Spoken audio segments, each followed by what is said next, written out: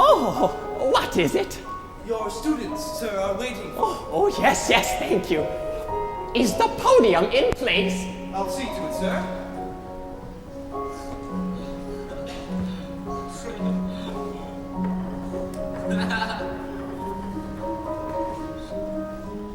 Thank you.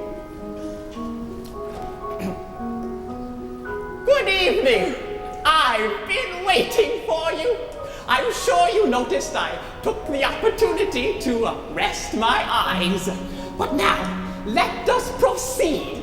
Tonight, I want to share with you the adventures of Candide, that gentle young man who, through his odyssey, sought and learned the natural function of man. In Westphalia, in the castle of the Baron Thunder Ten Trunk, there lived 4 young people. All of them were very happy because they knew they were living in the best of all possible castles, in the best of all possible countries, in the best of all possible worlds. The happiest of the 4 was the noble youth Candide. Though merely a bastard cousin, Candide was graciously permitted to wear the best second-hand clothes and to fly the 3rd best baronial falcon.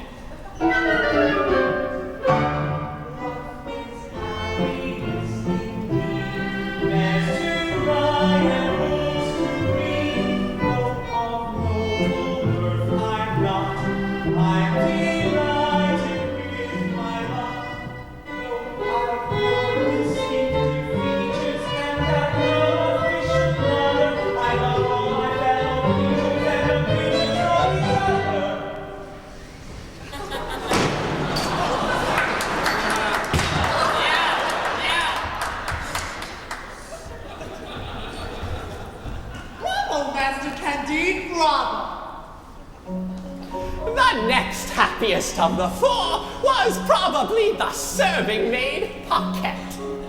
She enjoyed the honor of dressing the Baroness in the presence of the Baron himself, and for her willingness to cooperate was a favorite with them all. My dear, if you could spare this young wench for a few minutes, she could grease my riding boots. Of course, my lord. Meet me in the stable. Bring the lubricant. Yes, my lord. Willingly, my lord. Also extremely happy was the Baron's virgin daughter, Cunegonde. Cunegonde knew that she was not only the highest born maiden in the land, but also the prettiest. She was assured that she could look forward to a tremendously advantageous marriage. Life is happiness indeed. I have everything I need. I am rich and unattached, and my beauty is unmatched. With the rose, my only rival, I admit to some frustration. What a pity its survival is of limited duration. At the moment, the least happy of the 4, though still happy, was the Baron's son, Maximilian. Maximilian, being the handsomest youth in Westphalia, was very naturally and sincerely devoted to his own person. Life is absolute perfection, as is true of my complexion. Every time I look and see me, I'm reminded life is dreamy. Although I do get tired being endlessly admired, people will go on about me. How could they go on without me? If the talk at times is vicious, that's the price you pay when you're delicious. Life is pleasant, life is simple. Oh my God, is that a pimple? No, it's just the odd reflection. Life and I are still perfection. I am everything I need. Life is happiness indeed. Oh my God! It's a pimple! A delegation of villagers, sir, to pay homage. Dismiss them. Look! Look! How can I receive even a peasant like this? Who could notice such a trivial blemish when with one smile from you their eyes are dazzled? Well, there is a great deal of truth in that. Admit them.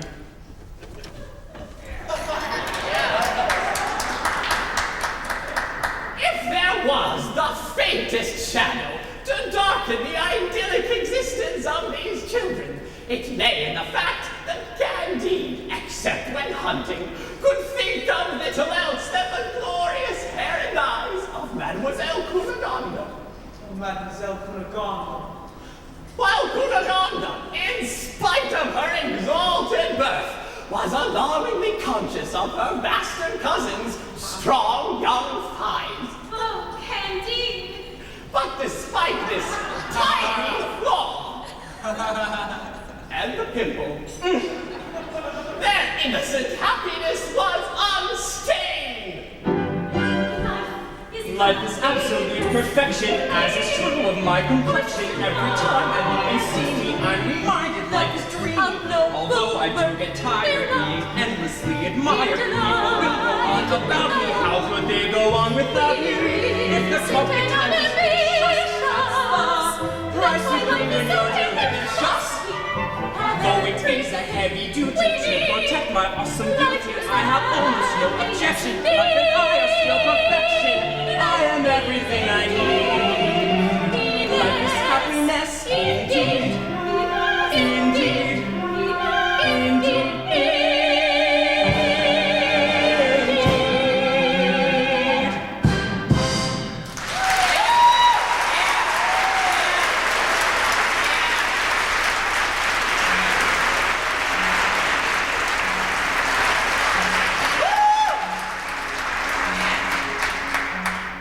You may ask, if you are of a cynical turn of mind, how, even in this best of all possible castles, such unique happiness should prevail?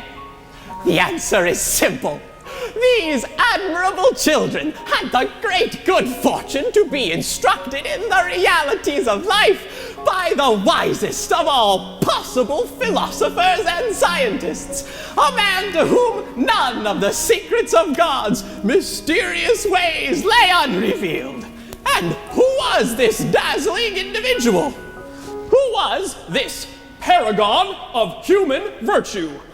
Dr. Pangloss!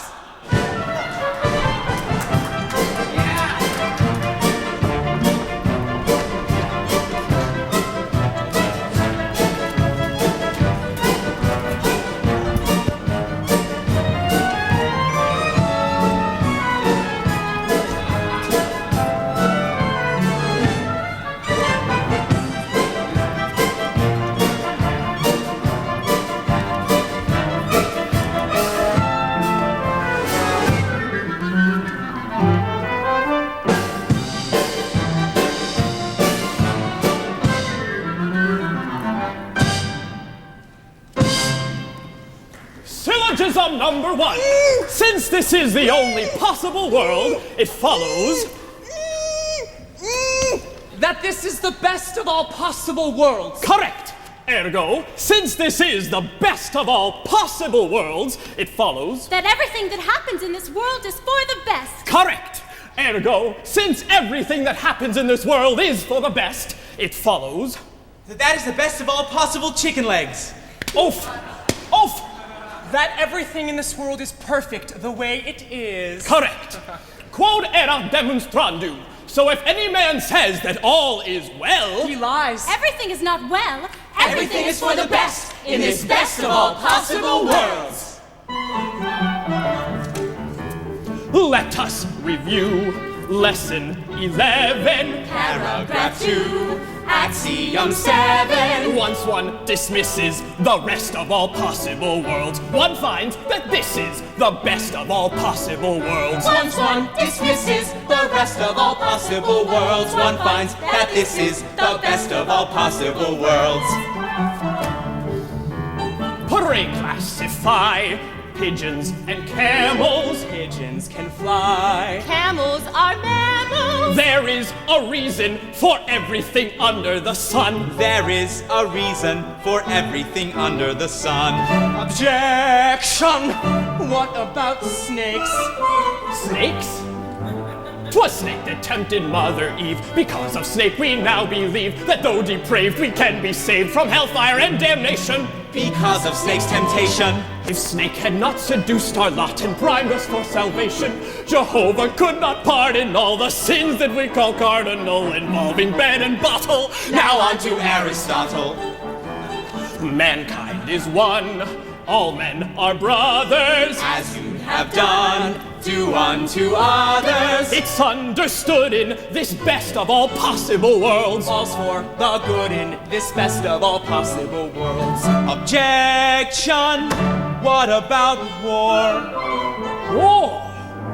Though war may seem a bloody curse, it is a blessing in reverse. When cannon roar, both rich and poor by danger are united. Till every wrong is righted. Philosophers make evident the point that I have cited. 'Tis war makes equal, as it were, the noble and the commoner. Thus war improves relations. Now on to conjugations.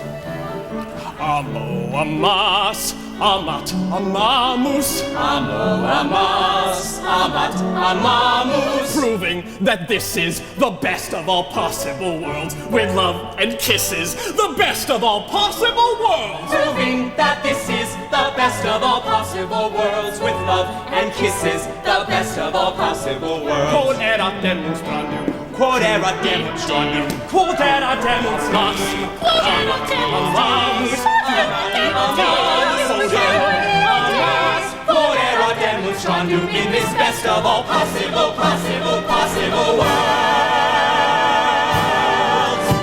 Quod erat demonstrandum.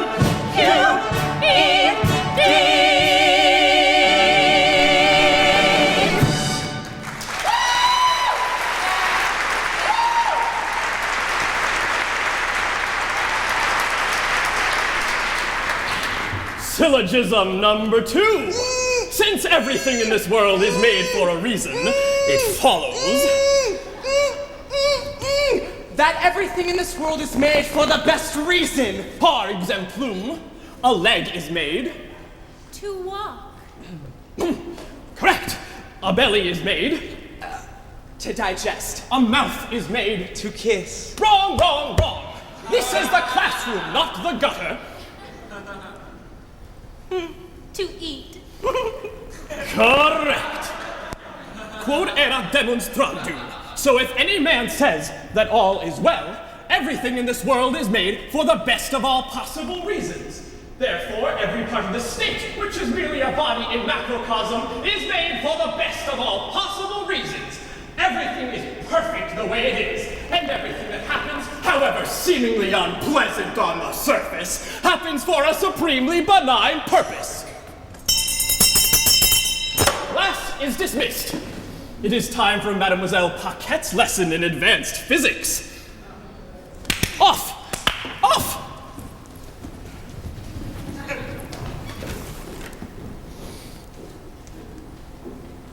No fleas? Oh no, sir. I've scrubbed.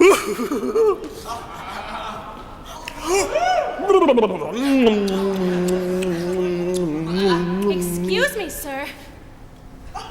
Certainly. What is it? You know of my interest in science, sir. I realize this experiment may be a little advanced for me, but would you be kind enough to explain it?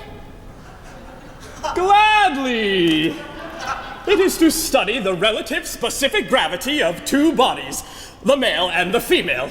If the partners stand with their bodies erect, so, the lips connected, so, the arms to ensure firm contact.